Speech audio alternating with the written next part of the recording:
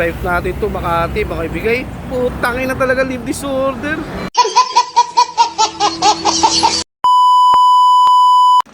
So yun, no, another day, another Lalamove tayo ngayon. Ano ba, bibigyan na ba tayo ng booking ni Lalamove?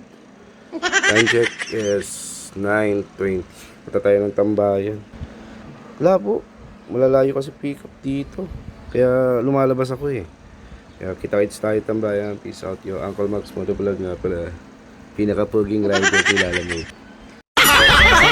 Pagka doon ng swipe, ako talaga disorder.